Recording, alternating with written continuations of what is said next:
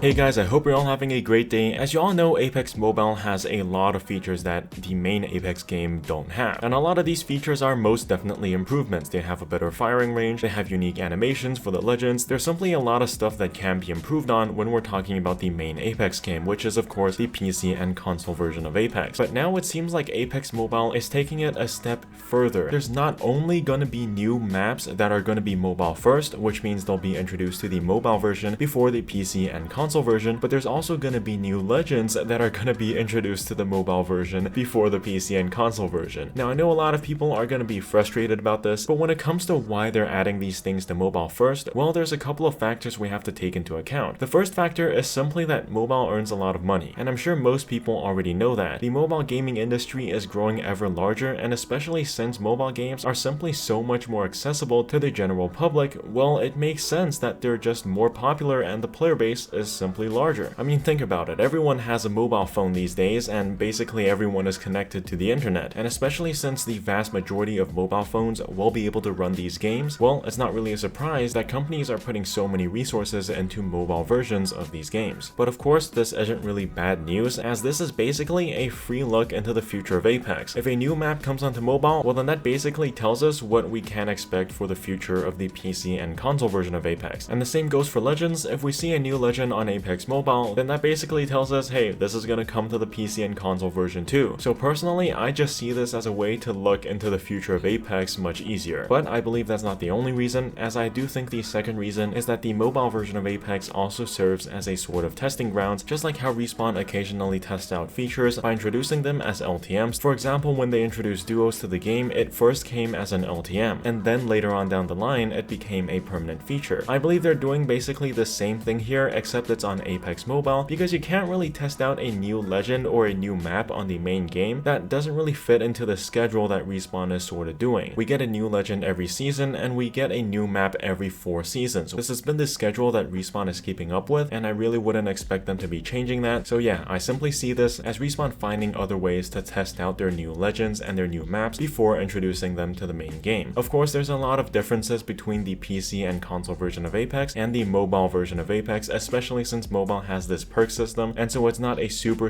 accurate representation of what gameplay is going to be like on the PC and console version, but it does give them a better sense of what to expect, and it does help them prepare for when they do introduce these things to the main Apex game. Anyways, I hope you guys enjoyed the video, and I hope this made your day just a little bit better. Let me know in the comments below what you think about legends and maps coming to Apex Mobile first before they come to the main game. And of course, as always guys, stay safe, and I'll see ya in the next one. Peace out.